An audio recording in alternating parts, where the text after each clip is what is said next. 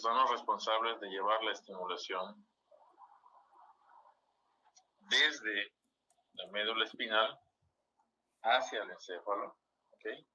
Estos ascendentes son de la médula espinal hacia el encéfalo. Y los descendentes son del encéfalo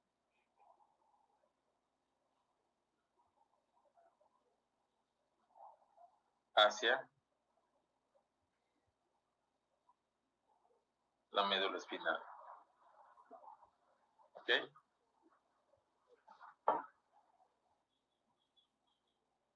Entonces, esta es una representación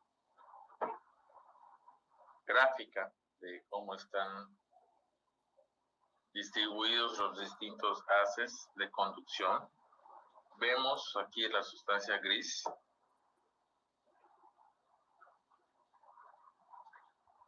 Esta es la sustancia gris.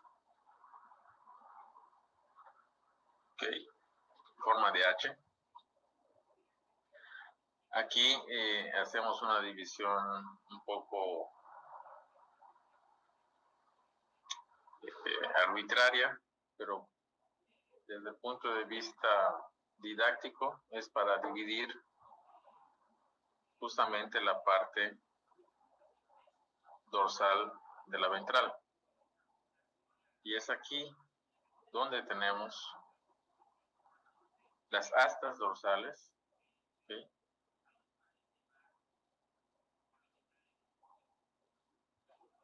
Estas son las astas dorsales.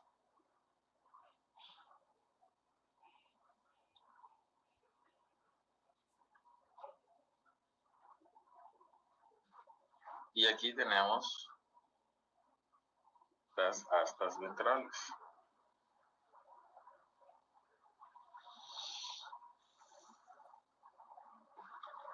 Quedamos que aquí en las astas dorsales es donde tenemos los núcleos grises, los núcleos sensitivos, que es donde se va a dar la sinapsis del axón por medio de neuronas intercalares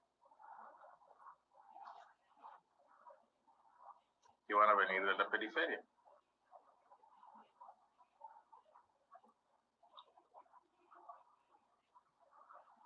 ¿Okay? A nivel periférico. Tenemos las fibras sensoriales o sensitivas que van a ingresar y que van a hacer aquí una sinapsis.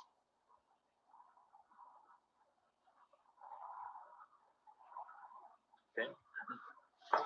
Entonces, una vez que activamos estos núcleos grises o sensitivos, tenemos dos opciones. Una opción es que nuevamente por medio de neuronas intercalares vamos a activar las columnas motoras y a partir de estas columnas motoras tendremos la emergencia de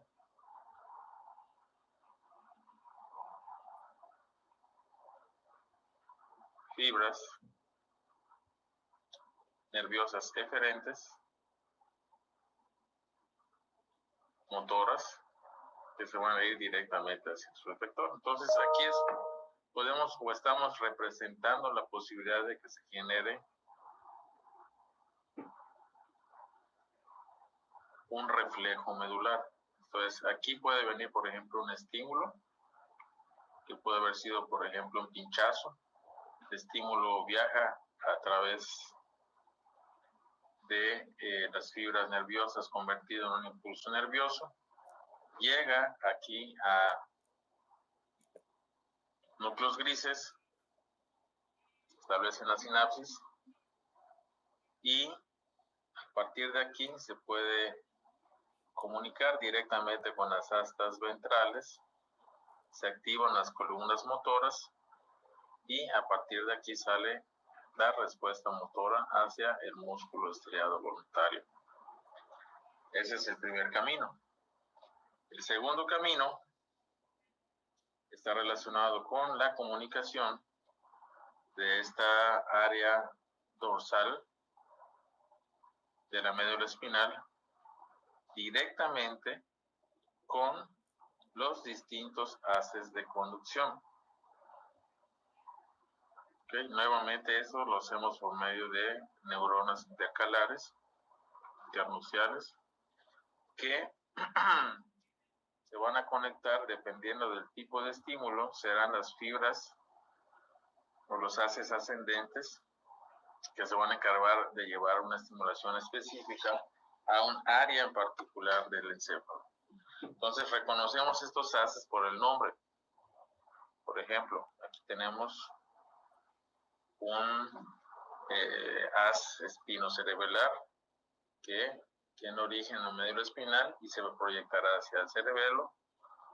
O por acá tenemos un haz espinotalámico, cuyo origen obviamente es la médula espinal y se proyectará directamente hacia el tálamo.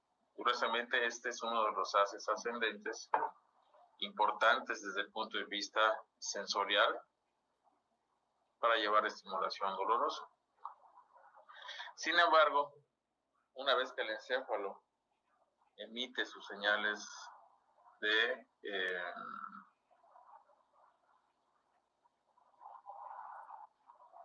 actividad, entonces esa estimulación puede viajar desde el encéfalo a través de los haces ascendentes, se les llama también haces motores,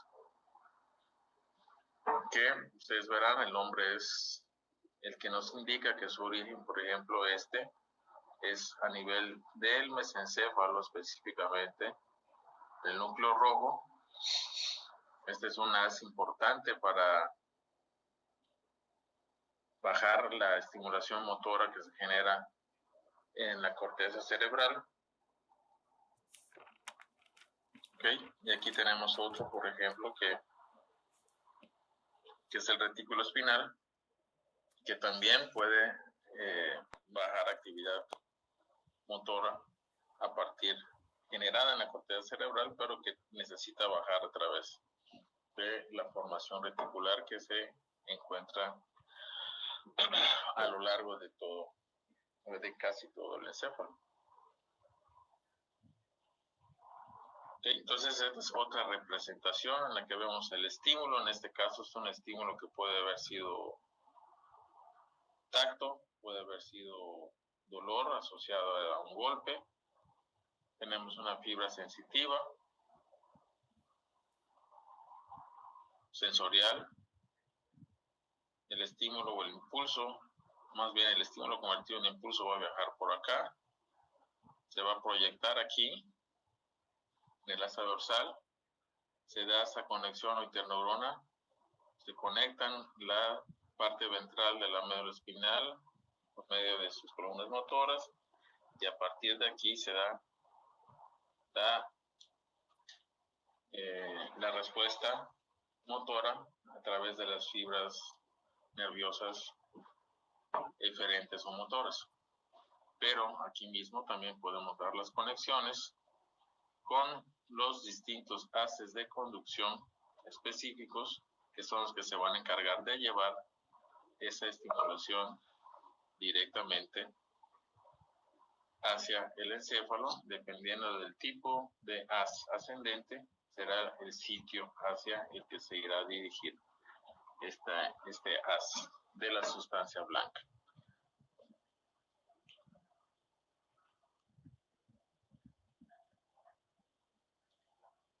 Okay, esta es una representación nuevamente de lo que les acabo de explicar. Okay. Y bien, aquí en esta imagen nuevamente vemos otro ejemplo en el que vemos un estímulo. En este caso es un estímulo nociceptivo, nocioso, que puede ser mecánico, químico o térmico. Ya comentamos cómo los receptores, distintos receptores pueden activarse por el efecto del daño celular. Se activan los nociceptores, Esto hace que el estímulo doloroso se convierta en un impulso que viaja a través de los nervios periféricos, ¿sí? Se transmiten directamente hacia la médula espinal, específicamente en su área gris, en el asta dorsal. Acá se puede desencadenar nuevamente una respuesta motora que puede ir directamente hacia el músculo estriado voluntario, pero también se da la proyección de este estímulo doloroso que va directamente hacia el encéfalo. Y de esta manera, este estímulo doloroso que inició aquí en la pata va a hacerse consciente a nivel del encéfalo por medio de impulsos que han sido conducidos por la médula espinal, sus haces ascendentes. En este caso, han llegado hacia el tálamo, que como vamos a ver, es de manera muy general considerado como la puerta de entrada a la conciencia. Y de aquí del tálamo se pueden dar dos tipos de respuestas. Una es la proyección directamente a la corteza cerebral, y de esa manera tenemos o hacemos consciente la percepción del dolor. O también a través de aquí se puede dar una comunicación vía nerviosa hacia el hipotálamo,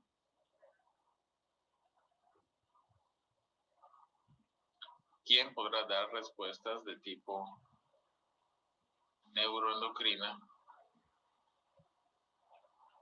que se platicarán más adelante.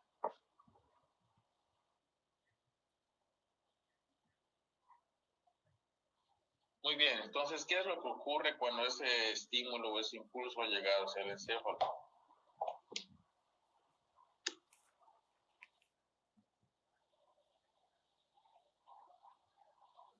Muy bien, jóvenes. ¿Preguntas?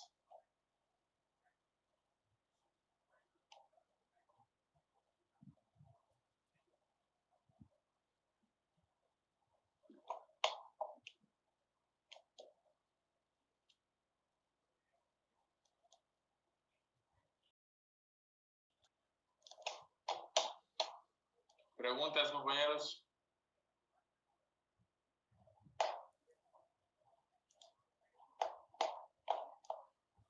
¿Todo claro?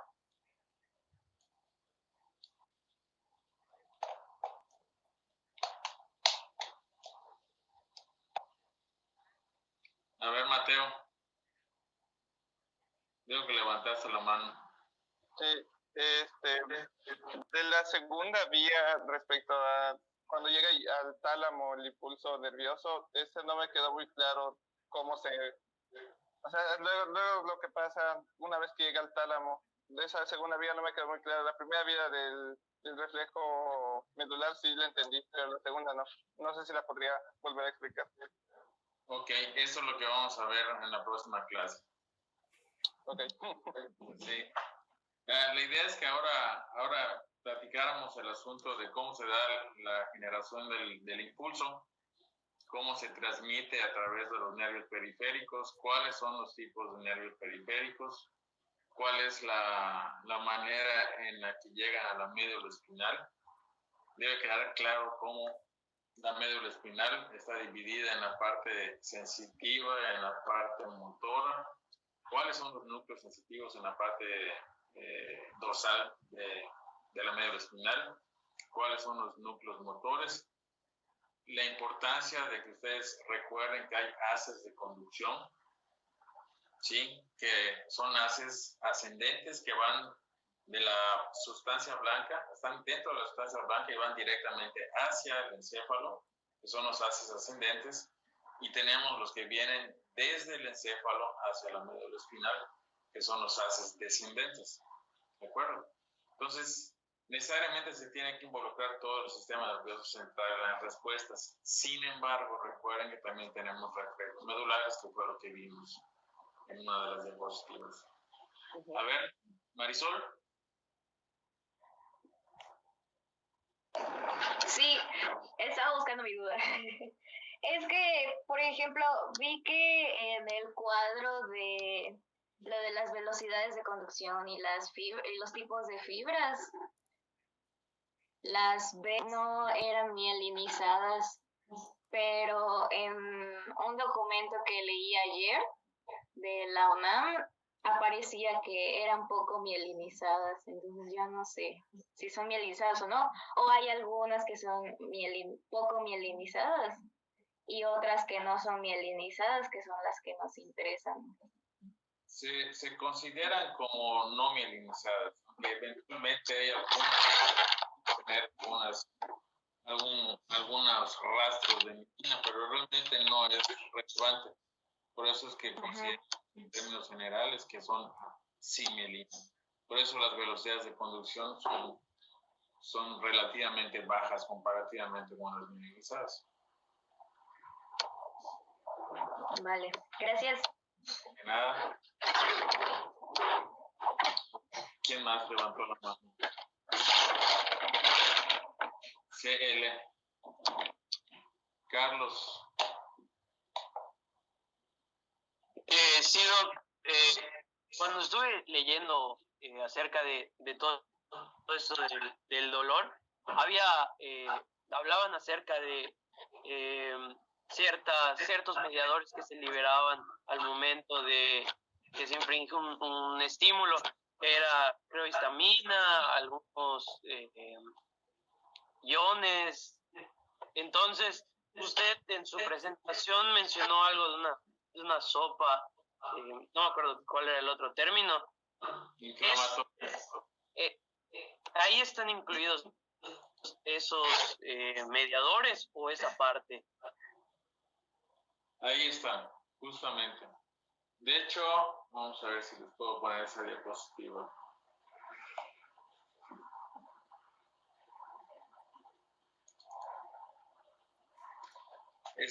Sigo compartiendo mi pantalla, ¿la ven? Sí, Doc. Ok, entonces están viendo esta imagen ahora. Entonces, justamente esto es parte de lo que ocurre en algo que llamamos la sensibilización periférica. Justamente, como ustedes pueden observar acá,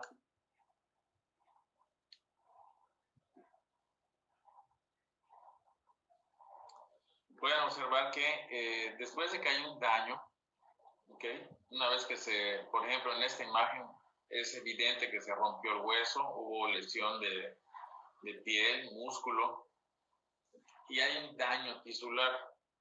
Entonces, justamente después de que se da ese daño, ¿qué es lo que ocurre? Se rompen las células. Al momento de romperse las células, se rompen los tejidos. Obviamente, ocurre todo ese daño. Se están rompiendo también las membranas celulares. ¿Ok?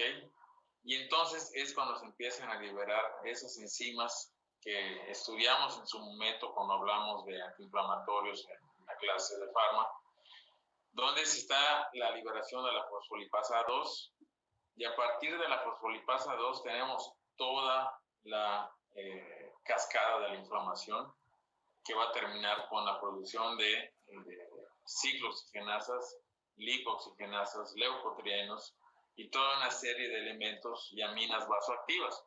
Entonces, justamente eso es lo que podemos observar en esta imagen.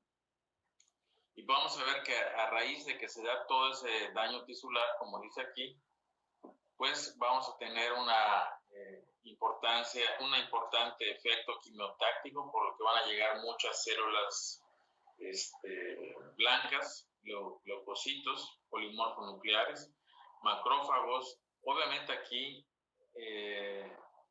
estas células que son las responsables, los mastocitos, de producir una de las aminas vasoactivas más importantes, que es justamente la histamina, ¿de acuerdo? Y aquí es donde tenemos también las terminales simpáticas postganglionares, que son importantes porque recuerden que, como vimos en las diapositivas anteriores, son las que van a liberar noradrenalina y son las que van a mantener ese tono simpático en el vaso sanguíneo. ¿Ok? ¿Qué es lo que va a ocurrir? Que una vez que nosotros tenemos esa liberación de todas esos factores inflamatorios y esas aminas vasoactivas, se va a generar un efecto de vasodilatación, ¿sí? Entonces, ese efecto de vasodilatación es parte, recuerden, importante del proceso inflamatorio, ¿sí? Empieza a generarse ese incremento en la irrigación.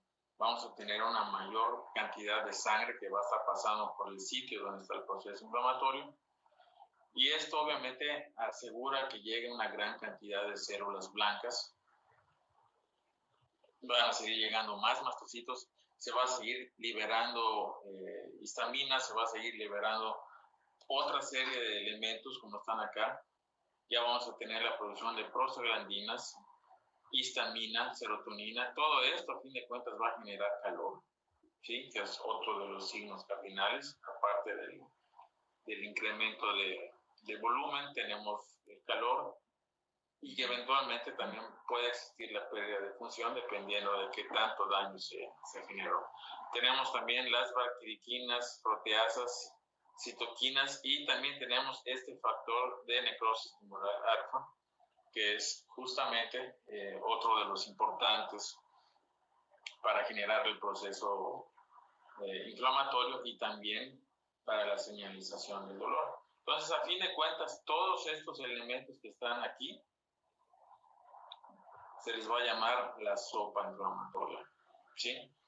Y van a estimular directamente a este axón de la fibra periférica tipo C, ¿de acuerdo? Que es la que va a convertir estos estímulos químicos, mecánicos, térmicos, en un impulso doloroso que es el que va a ser transmitido a través de estas fibras. ¿Ok? Donde están las A beta, las A delta y las tipo C, que quedamos que estas son las más relevantes desde el punto de vista de la conducción de los estímulos ya convertidos en impulsos dolorosos. ¿Ok? ¿Sí te quedó claro eso? En general, a todos.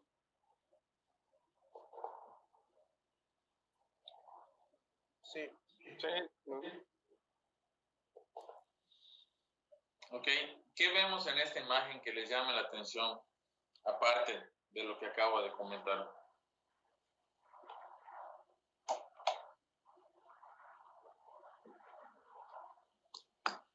¿Está claro todo? ¿Hay algún término ahí que no quede comprendido?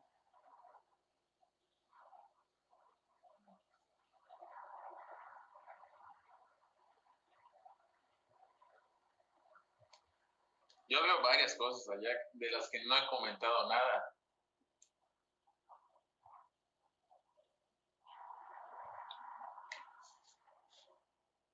Marisol, dentro de tu lectura,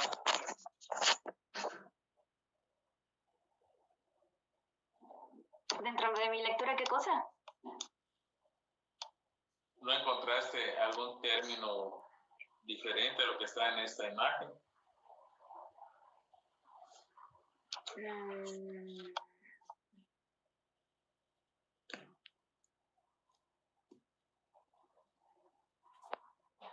Pregunta, ¿qué es alodinia? Es cuando cuando un estímulo que no debería ser normalmente doloroso, hay una respuesta exagerada. ¿Y qué es hiperalgesia? Cuando un estímulo que sí debe ser doloroso, igual la sensibilidad está incrementada, pero de por sí sí debería ser doloroso. Ok, bien.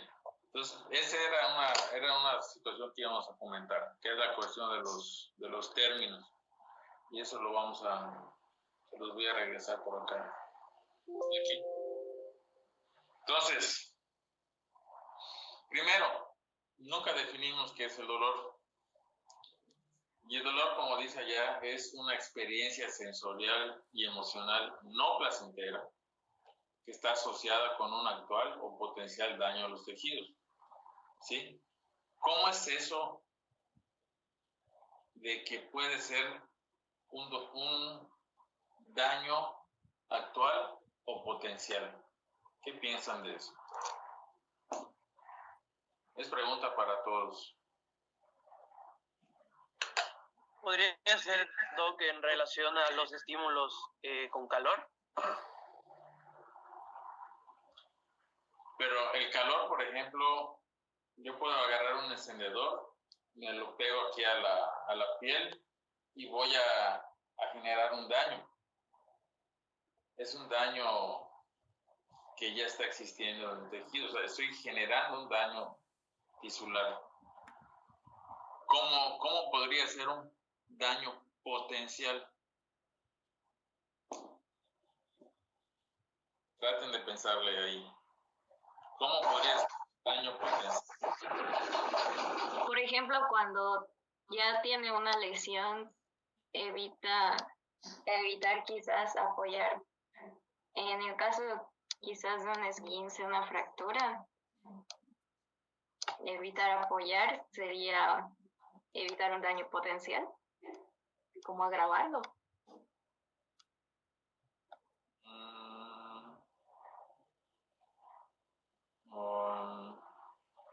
A ver, quiero ir a otras ideas. Por ejemplo, podría ser, por ejemplo, el tener contacto con un objeto punzocortante, que el tocarlo no causa un daño como tal al tejido, pero sí provoca una sensación de dolor.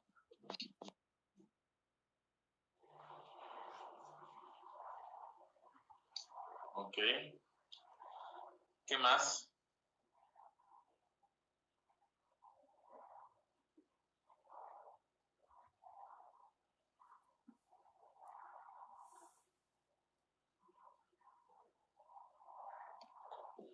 ¿Qué otra idea para daño potencial?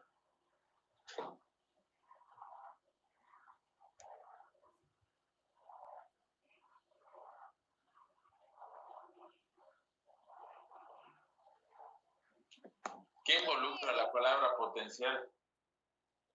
¿Puede relacionarse a acciones aprendidas?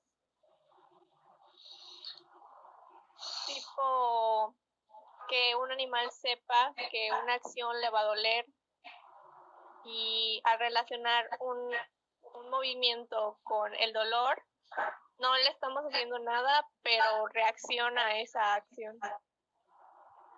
Correcto. Esa podría ser una idea interesante. Que eso involucra, obviamente, situaciones o experiencias aprendidas. ¿Sí? En este sentido, puede ser que el perro incluso, o el animal, cualquiera, recuerde una situación pasada que fue potencialmente aversiva. Por ejemplo, vamos a pensar en tal vez un caballo que recuerda perfectamente que en el momento que se va a acercar una persona con una bata blanca y con una jeringa en la mano, potencialmente él ya está sintiendo incluso o el daño directamente en la piel o en la zona yugular, porque es donde normalmente se les inyecta a los caballos. Y así sucesivamente. Entonces, se desencadena toda una respuesta, incluso de tipo autónomo, pero no necesariamente se dio el estímulo doloroso directo con el daño tisular. Entonces, esas cosas sí ocurren y ocurren con bastante frecuencia con nuestros pacientes. ¿Ok? Entonces, el siguiente término importante es el de analgesia. Y esta es una ausencia de dolor ante estímulos que normalmente lo generarían. Aquí hay una situación interesante. No es lo mismo decir analgesia que anestesia. ¿Cuál sería la diferencia entre analgesia y anestesia?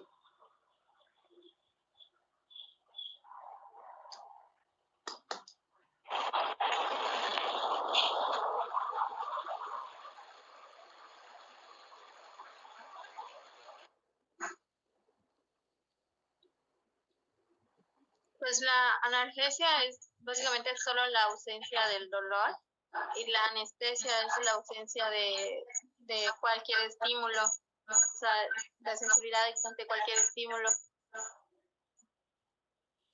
Correcto. En anestesia prácticamente bloqueamos todo el ingreso sensorial.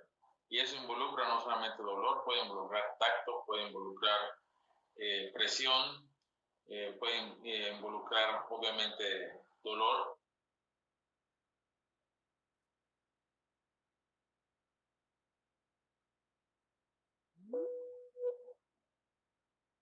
Que es lo que comentaba la doctora Hoyle,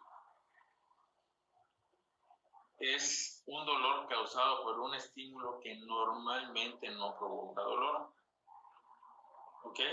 Y en este sentido, por ejemplo, puede ser que yo o nosotros pongamos nuestro dedo encima de una parte de la piel, y solamente el hecho de poner ese dedo, que no debería generar dolor, está generando dolor. ¿De acuerdo?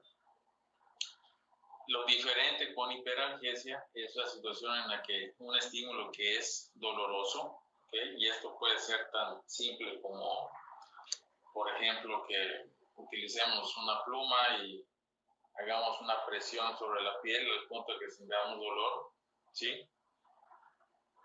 En un paciente con hiperalgesia, muy probablemente el hacer este pinchazo, que normalmente se desencadenaría tal vez una respuesta de retracción muscular, refleja, medular, probablemente desencadena una respuesta totalmente generalizada, no solamente una respuesta medular, sino ya una respuesta somática generada a nivel del encéfalo, en la que se desencadena una respuesta totalmente exagerada a ese estímulo, que sí es doloroso de manera normal, pero aquí se amplifica.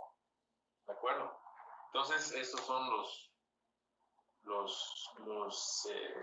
términos y definiciones importantes que vamos a manejar de manera ya importante en esta asignatura. ¿Ok? ¿Alguna otra pregunta?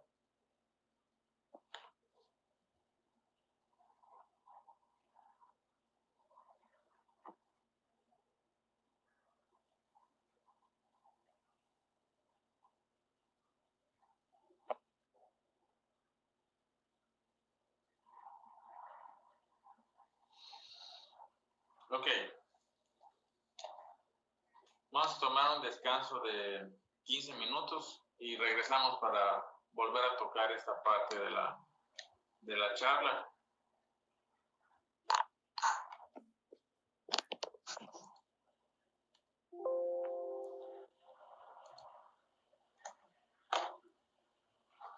Tienen 15 minutos para estirarse.